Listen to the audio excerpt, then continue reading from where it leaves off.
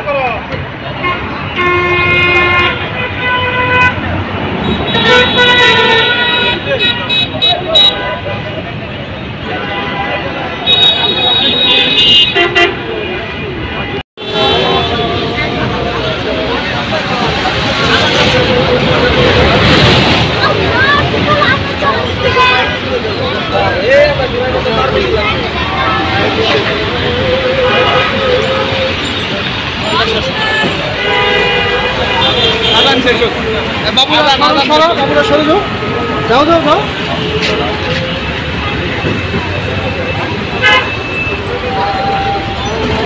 জাহাঙ্গীর ভাই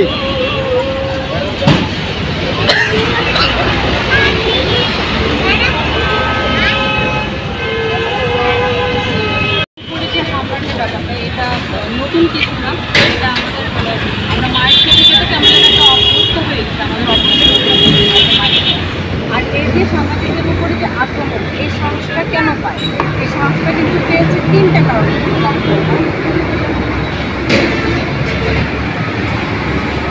তিনটা কারণে এই সাহসটা পেয়েছে সাংবাদিকদের উপরে আক্রমণ করার।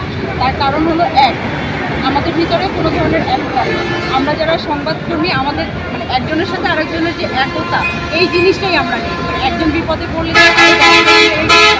আমরা এই জিনিসটা করছি। দ্বিতীয়ত যেটা, সেটা হলো প্রশাসনের একটা উদারতা, মানে উদারতা না, মানে উদাসীনতা। প্রশাসন একটা আক্রমণ হয়েছে এখন সংবাদকর্মীর উপরে, পুলিশ বা প্রশাসনের যারা আছে তারা যে জিনিসটা সম্ভব এটা কোনো ব্যবস্থা গ্রহণ করবে সেই জিনিসটা করে না।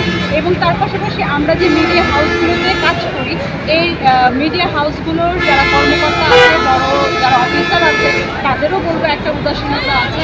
কারণ একজন সংবাদকর্মী সে নিউজ কভার করছে কার জন্য? তার মিডিয়া হাউসের জন্য।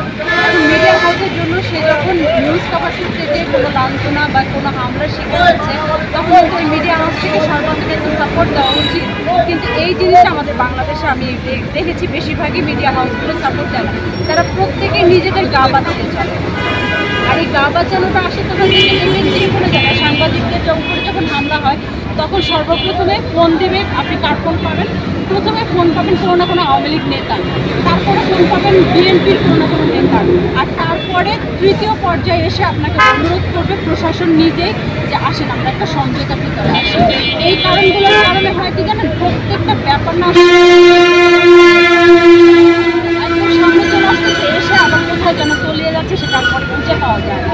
তো আমি শেষ বলবো যে আমরা মানে প্রতিনিয়ত মানুষের শিকার হচ্ছি, হামলার শিকার বেনিফিটের কারণে তো আমরা যাচ্ছি না, আমরা নিজেরা বেনিফিটেড হবো, আমরা সেই আশায় কিন্তু ওখানে যাচ্ছি না। আমরা যাচ্ছি একটা ঘটনা ঘটেছে বা কারোর সাথে অন্যায় হয়েছে, সেটা দেশবাসী জানুক, বা যার সাথে অন্যায় হয়েছে যে ভুক্তভোগী তারা একটা সমাধান হোক, সে বিচার পায়, এই কাজগুলোর জন্য। আর সর্বশেষে আসলে বলতে হবে যে সাংবাদিক পেশাটা, বলা হয় যে সাংবাদিক পেশা একটা মহান পেশা। আসলে সাংবাদিক পেশাটা কখনোই মহান পেশা ছিল না, নেইও, এবং ভবিষ্যতে এটা মহান পেশা হতেও পারবে না। মহান হিসেবে হতে হলে আমাদের যারা আমরা ব্যক্তি আছি, আমরা সমাজে বাস করি, আমাদেরকে মহান হতে হবে। আমাদের নিজেদের ভিতরে যদি মনুষ্যত্ব, বিবেক এই জিনিসগুলো না থাকে, তাহলে তো আসলে আমরা কখনোই মানুষ হিসেবে কাউন্টেড হব না। আর সর্বোপরি যে মিডিয়া হাউসগুলো আমাদেরকে নিয়োগ দিয়েছে, তাদের একটা দায়বদ্ধতা উচিত যে আমরা কাজ করছি, কীভাবে কাজ করছি, কিন্তু আমাদের জন্য কতটুকু সাপোর্টেড প্লেস, আমরা কতটুকু সাপোর্ট তাদের কাছে পাচ্ছি, এই জিনিসগুলো আসলে কাউন্ট করা উচিত। আমরা সংবাদকর্মী যারা করে, আমরা যারা প্রতিনিধি, কোনো জেলার প্রতিনিধি হিসেবে আমরা যারা কাজ করি, আমরা সব জায়গা থেকে নেগলেক্ট, সেটা আমার মিডিয়া হাউসের পক্ষ থেকে, আমরা প্রশাসনের কথা বলি, আমরা সমাজের কথা বলি, যার কথাই বলি না কেন সব শেষ মুহূর্তে মিডিয়া হাউসগুলোর প্রতি একটা অনুরোধ আমি বলবো, সেটা হলো এই যে নিয়োগের ক্ষেত্রে নিয়োগ বাণিজ্যটা বন্ধ করে যোগ্যতা মানে এডুকেশনাল কোয়ালিফিকেশন এই জিনিসগুলো একটু দেখা দরকার। এই জিনিসগুলো দেখে তারপরে নিয়োগ দেওয়া হোক। নিয়োগ যখন এভাবে করে বেছে বেছে নিয়োগ দেওয়া হবে তখন মানে ইয়েলো জার্নালিজম যেটা সেটাও বন্ধ হবে, আর আমাদের সেই পেছনে ফেলে আসা যে সম্মানের স্থান আমরা হয়তো বা সেটাও পাবো।